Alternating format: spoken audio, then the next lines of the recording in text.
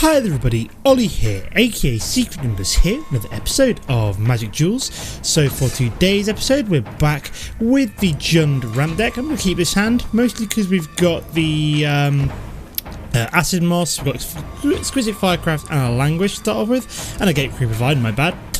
So we're playing the rank 30 Mat Depth to start off with. I'm currently sitting at rank 27, having a nice successful period with this deck, so I'm going to try and push on for rank 30 I think. Wow, double Languish, so we need to find a black source ideally with this Gate Creeper Vine, and then hope we find another one fairly soon.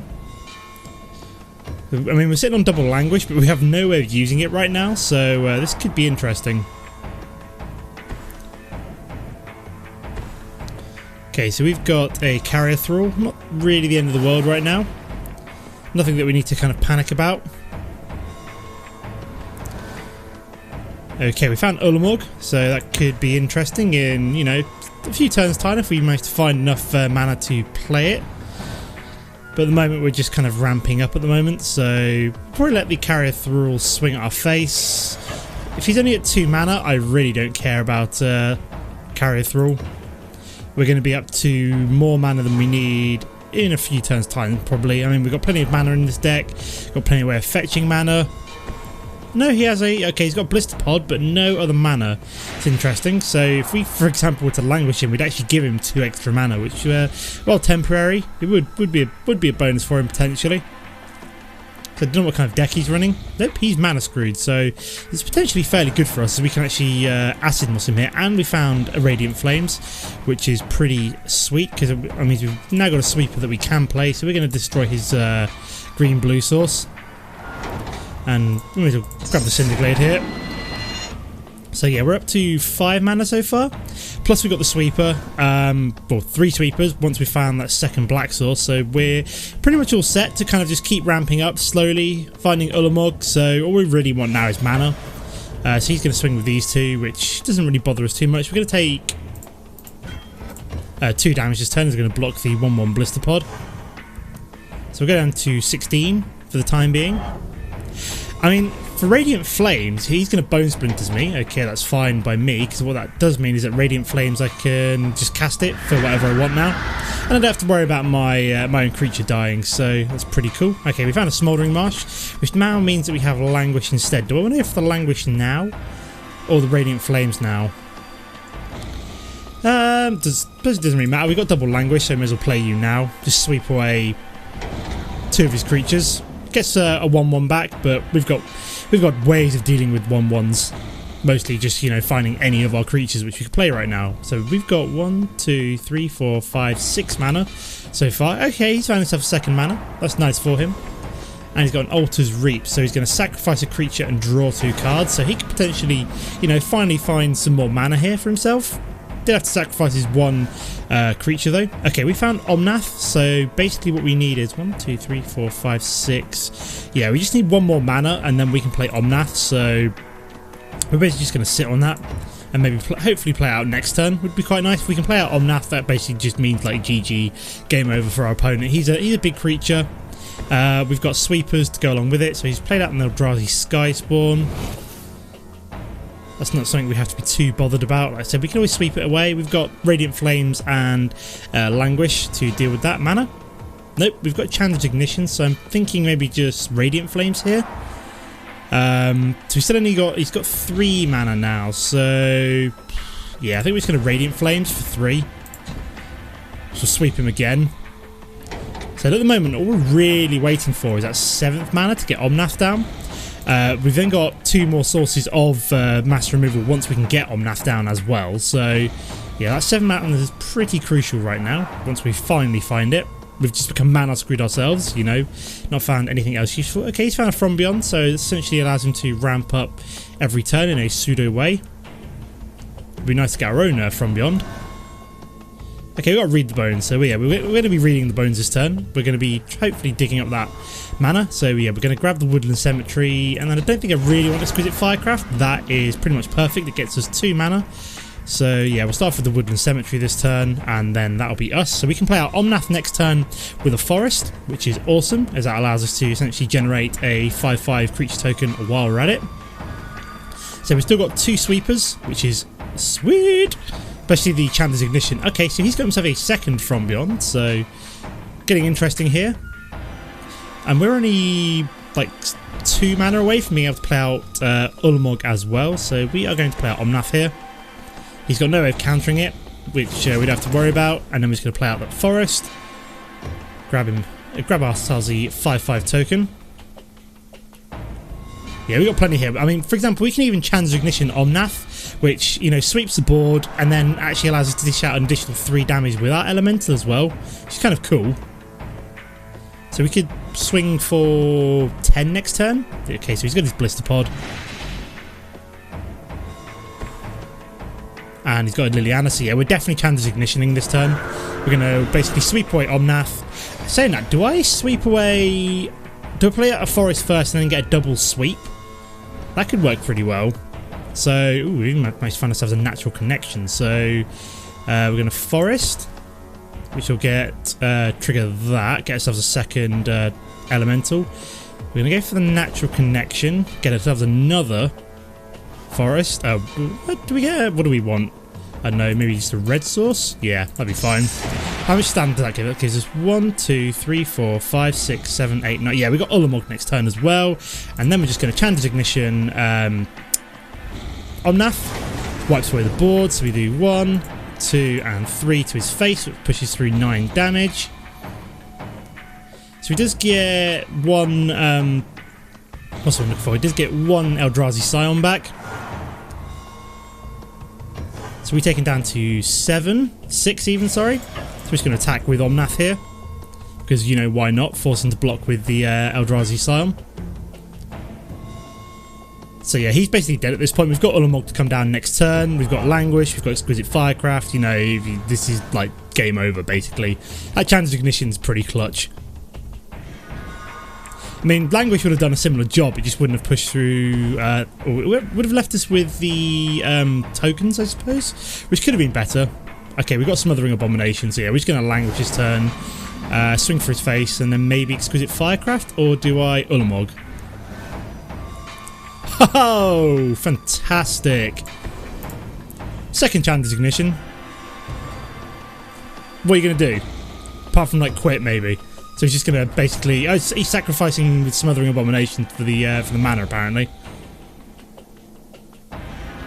So he's just drawing cards, I suppose. Hoping that he finds something that he can play. I don't know what we'd be able to save him right now, but yeah, he's just been replaced by the AI. And then we're just going to burn him down. Fantastic, good start to the game. Let's move on to game number 2. Okay, here we have game number 2. So we're playing the rank 35 Doc. One of the 7 dwarves, of course. We'll actually keep that hand, mostly because we've got Natural Connection, Languish, and plenty of mana. So, you know, we're not in a hurry with this deck. So we'll start off with the Evolving Wilds. Plenty of basic mana, which is kind of crazy. So we're just going to like have all of our basic mana in play. So I think we'll grab a Black Source with the Evolving Wilds. Just because it's going to guarantee us the Languish to come through. Just pop it now. I doubt he's going to play out anything else unless he is a red deck wins. In which case we do have the Languish to potentially kind of wipe away his world at some point. We're going to get anything good.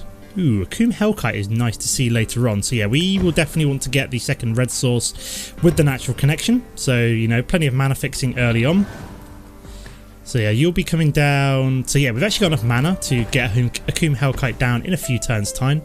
Okay, we've got Majoring Bully, so Languish is going to be pretty useful. Not this turn, but the turn afterwards, especially if he is looking to potentially pump them up with auras. So we're going to play out the Natural Connection, get that second red mana. So we want to play out Akoum Hellkite and then follow that up with an Oblivion Sower, just because what that's going to allow us to do is if we do find any mana on top of his deck, that's going to allow us to essentially dish out all the damage once it comes into play on our side of the battlefield. So we've potentially got a Languish this turn, as we won't be able to Akoum Hellkite until the turn afterwards anyway. So depending on what he does, we'll be looking to wipe away his board. So I'm assuming this is going to be Boros Auras. That's my assumption, so I'm expecting maybe something like a Nimbus Wings to come down here, which might hit us in the face a little bit, but then we can just Languish it and then look to get our own flying creature down the turn afterwards, and then from then on we've got Akoum Hellkite start dishing out dishing out damage whenever we landfall, which is quite cool. So Magic Bully is going to swing at us for 2, so no aura in play. Okay, so he's just going to play out Erois' champion. So Languish is looking like it's got more and more value in this case. Okay, excellent. We've got ourselves some more mana, so we'll play out the Woodland Cemetery, and then we're just going to Languish these two. Because basically Akoum Hellkite is vulnerable to Languish. Unlike some of my other creatures, it's only got 4 health. So I'd rather use Languish now instead of Languish. What am I on about? Get rid of these 2 creatures, which are potential like aura hogs. The Subterranean Scout, don't care about. It doesn't have prowess, doesn't have any of all that fun stuff. Whereas Magic Bully and Erois' champions are both... Okay, so he's going to swing for 4 this turn. It'd be nice if we somehow top-decked a mountain, would be quite nice. So we're going to go down to 14 here. Ooh, we've managed to find Ulamog as well. So we're going to drop the Akoum Hellkite this turn. Then we're going to Oblivion Sower next turn, which is going to hopefully put in maybe one or two of his lands in play. Would be quite nice. So we can dish out damage with the Akoum Hellkite. I mean, if he's got double Twin Bolt or double Fiery Impulse, Akoum Hellkite's dead. Or Exquisite Firecraft also works for him. So yeah, we're going to be dropping Oblivion Sower anyway next turn, as it's potentially going to allow us to then find that mana that we need for Ulamog. And he's also managed to find himself a Kythian as well, so we're going to take another 4 damage here. I mean, it was a sound play, but obviously Exquisite Firecraft is not one of those spells which you can really do much about. Okay, we found Rolling Thunder here, so how much damage can we push through? 1, 2, 3, 4. Yeah, we're going to Rolling Thunder here, get rid of the aggressive Subterranean Scout. So yeah, we may as well push through maximum damage here, so 1, 2, 1, and 1, 2. There we go. That's obviously going to wipe away his board with the Rolling Thunder. So Infectious Bloodlust, he gets to find another Infectious Bloodlust. Okay, but at least he managed to wipe away the Kythian first. So we'll have Oblivion Sower to come down next turn. How much mana have we got? 1, 2, 3, 4, 5, 6, 7 at the moment. Okay, so he's managed to play out Erois' champion, which he can then potentially put... what's what I'm looking for? His Exquisite Firecraft on next turn. Okay, we've got Cinderglade. So if we somehow manage to get 2 mana here, we've got Ulamog next turn. Yes, we would like to put these in play. Yes, we found the 2 mana that we needed. That is game over now. We've got Ulamog. We've got 10 mana. Awesome. You beauty, Oblivion Sower. You beauty. I wouldn't even care if he somehow pumped up Erois' champion enough to... what's the word I'm looking for? Okay, so he's going to Infectious Bloodlust, which he's going to give it 4 damage. So we're going to block. It's got First Strike, and it's got Call of the Full Moon. So yeah, we want to block this anyway, because we're just going to Ulamog next turn. So this is going to die. It's got Trample, so I don't think that can kill us, however, because we're going to block 8 damage from this. So there's the first strike. There's the first strike. We actually kill it anyway. Oh wow, I didn't realise that. Because obviously the first strike goes through first and it gets us an ordinary attack. So we actually killed it with the Oblivion Sower. So we now get to wipe out 2 of his land with the Ulamog. So we're going to target the plains, sorry, the mountain. So he can't play any of his red spells. And then Ulamog comes down. And then he's dead in 2 turns unless he can somehow save himself. He might have... well, he can't play Exquisite Firecraft out, as that's why I decided to get rid of his red mana. Mostly because of the fact he can't play out most of his auras. Okay, he's found 1 red mana. And a Goblin Glory Chaser. So we have to be careful here. Like, unless I don't find another creature, I'm not sure I can actually risk swinging with Ulamog. Copterthid works for me though, so we can actually now swing with Ulamog. Exile the top 20 cards of his deck. Yeah, if we hadn't found a creature there, I wouldn't have swung. But because we did find a creature, he's obviously going to let that 10 damage go through. And then we find Copterthid. So even if he's got the ability to give this flight, we should be okay. So I don't know what else he's got. This was the only way we were going to win though, was to be able to swing with Ulamog though. So we managed to get rid of lots and lots of aggressive creatures, like Top and Freeblade. Okay, so he's got Infectious Bloodlust. So he's got a swing now, and we block with the Copterthid. I'm guessing this is kind of like a last-ditch effort. Oops, a daisy. There we go. I mean, I think we lose 2 health because basically he loses 2 permanents. Yeah, but we're still at 2. We're still at 2 health, and we've got Copperfed, and we've got Ulamog, and we've got Woodland Wanderer as well. There we go. So yeah, we now just swing with Ulamog. Wipes out the last 20 cards of his deck, and also he's only 8 health as well. So technically we win by milling him and killing him at the same time. I'm sure we did that in the last episode, but it works for me. So let's move on to game number 3. Okay guys, here we are for game number 3. So it's the level 30 boss fight. I'll double check who we're playing in a second as I was too busy looking at other things. We cannot keep that hand. We can get away with this hand though, mostly because we've got the Gate Creeper Vine. So yeah, we're playing Narsil, so we're playing Aragorn's sword from the Lord of the Rings. So we'll probably drop the Woodland Cemetery first. Excellent, that gives us the 4th mana in the forest, which is pretty cool. So we will be able to get Zendikar Incarnate down. We don't quite have the 2nd red source yet for Rolling Thunder, so I might have to fetch that. We've got 1 black source already from the Woodland Cemetery, so we've got no double black spells we have to play yet. So it looks like we're playing, I'm assuming, artifacts. So if we drop the mountain, we're going to drop the Gate Creeper Vine. So yeah, we've got 2 Rolling Thunders, which in theory, if we can find, I don't know, like some ramp cards, which would be quite nice. We'll get that red source for the Rolling Thunder later on.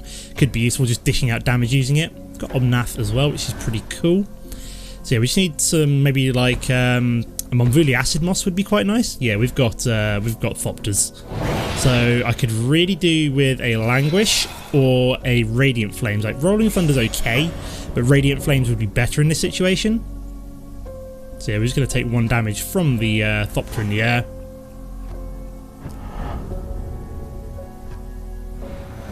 We're going to find 2nd black source is good, because if we do find Languish, that then means that we have the ability to just wipe away his world. So we're looking for one of our sweepers now. Like against Thopters, we want to see a sweeper.